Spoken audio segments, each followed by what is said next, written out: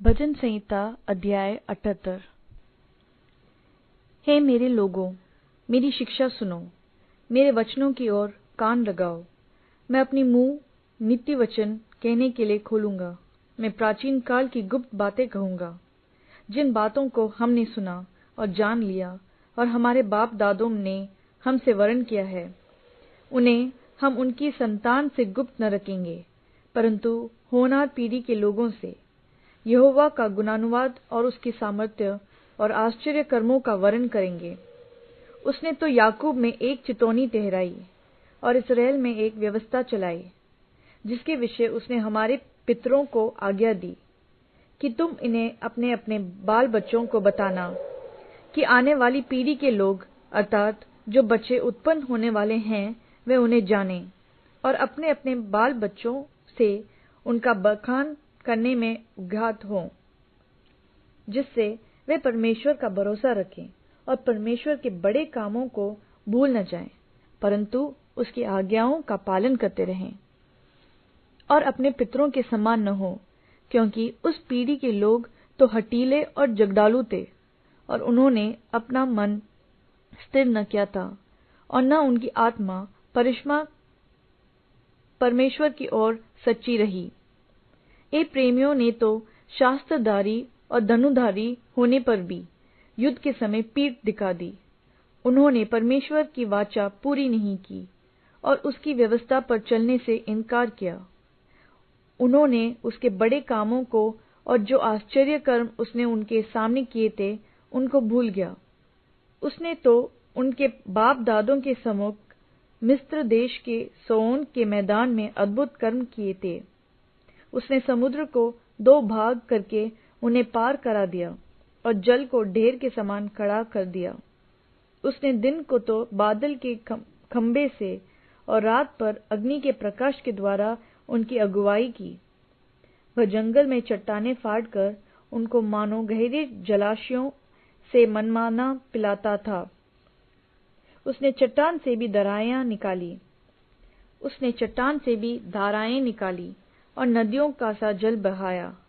तो भी वे उसके विरुद्ध अधिक पाप करते गए और निर्जल देश में परमप्रधान के विरुद्ध उठते रहे। अपनी चाह के अनुसार भोजन मांगकर मन ही मन परमेश्वर की परीक्षा की। वे परमेश्वर के विरुद्ध बोले और कहने लगे, क्या परमेश्वर जंगल में मेज लगा सकता है? उसने चट्टान पर मार के जल बहा तो दिया और धाराएं उमड़ चली, परंतु क्या वह रोटी भी दे सकता है? क्या वह अपनी प्रजा के लिए मांस भी तैयार कर सकता है? यहोवा सुनकर क्रोध से भर गया। तब याकूब के बीच आग लगी और इस्राएल के विरुद्ध क्रोध भड़का, इसलिए कि उन्होंने परमेश्वर पर विश्वास नहीं रखा था, न उसकी उद्धार करने की शक्ति पर भरोसा किया।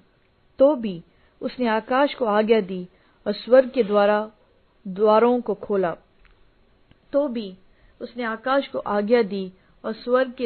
को खोला और उनके लिए खाने को मन्ना बरसाया और उन्हें स्वर्ग का अन्न दिया।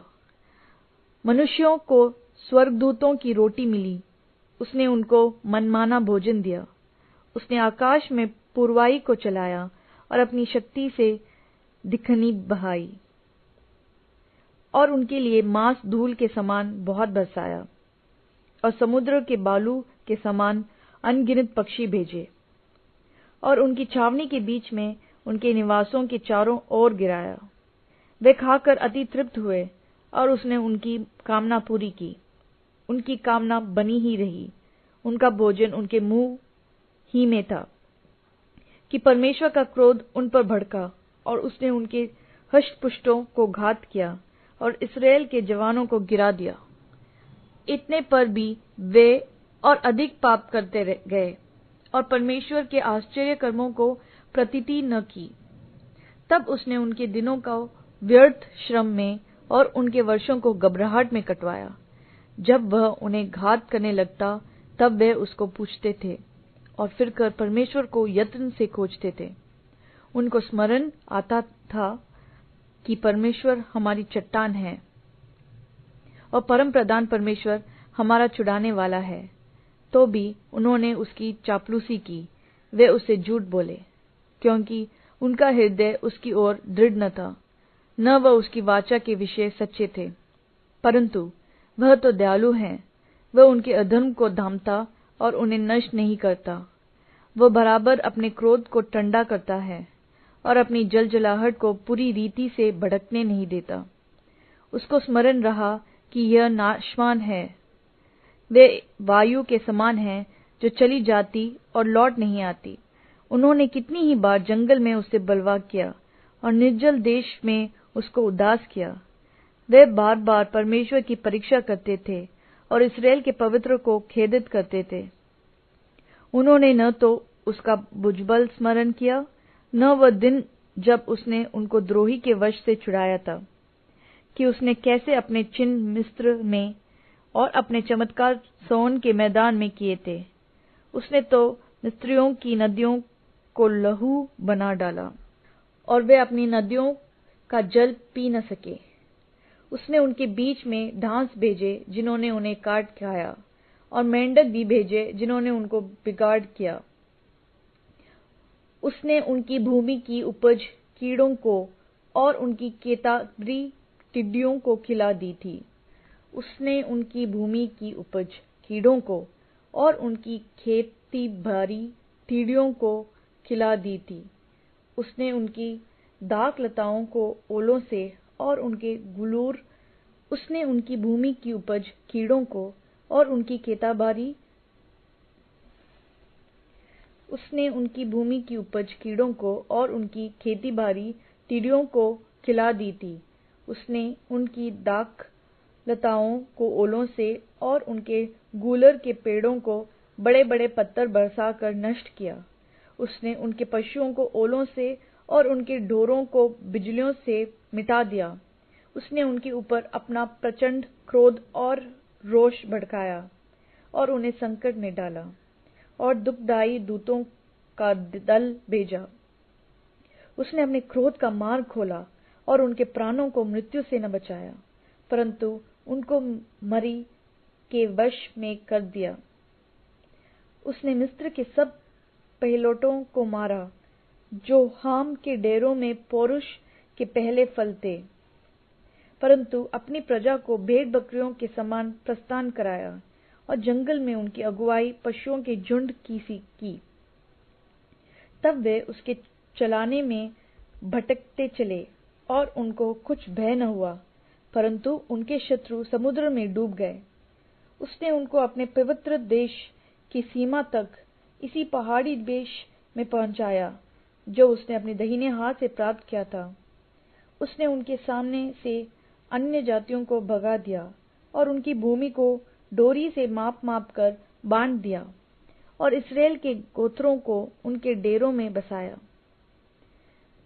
तो भी उन्होंने परम प्रधान परमेश्वर की परीक्षा की और उसे बलवा किया और उसकी चितौनियों को न माना और मुड़कर अपने पुरखाओं के समान विश्वासघात किया। उन्होंने निकम्मे धनुष के समान धोखा दिया, क्योंकि उन्होंने ऊंचे स्थान बनाकर उसको रिस दिलाई और खुदी हुई मूर्तियों के द्वारा उसमें से जलन उपजाई। परमेश्वर सुनकर रोष से भर गया और इसे इस्राएल को बिल्कुल तज दिया।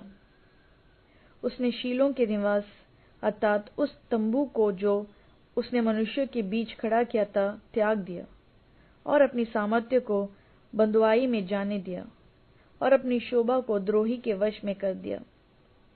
उसने अपनी प्रजा को तलवार से मरवा दिया और अपने निज भाग के विरुद्ध रोष से भर दिया। उनका जवान आग से भस्म हुए, उनके जवान आग से भस्म हुए और उनकी कुमारियों के विवाह के गीत न गाए गए। उनके याजक तलवार से मारे गए और उनकी विधवाएं रोने न पाईं। तब प्रभु मानो नींद से चौंक उठा और ऐसे वीर के समान उठा जो दाख मधु पीकर ललकारता है। उसने अपने द्रोहियों को मारकर पीछे हटा दिया और उनकी सदा की नामधराई कराई। फिर उसने यूसुफ के तंबू को तज दिया और एप्रेम के गोत्र को न चुना, परंतु यहूदा ही के गोत्र को और अपने प्रिय सिय्योन पर्वत को चुना लिया। परंतु यहूदा ही के गोत्र को और अपने प्रिय सिय्योन पर्वत को चुन लिया। उसने अपने पवित्र स्थान को बहुत ऊंचा बना दिया और पृथ्वी के समान स्थिर बनाया, जिसकी नींव उसने सदा के लिए ढाली है। फिर उसने अपने दास दाऊद को चुनकर बेतशालों में से ले लिया। वह उसको बच्चे वाली भेड़ों के पीछे पीछे फिरने से ले आया, कि वह उसकी प्रजा याकूब की अर्थात उसके निज भाग इस्राएल की चरवाही करे।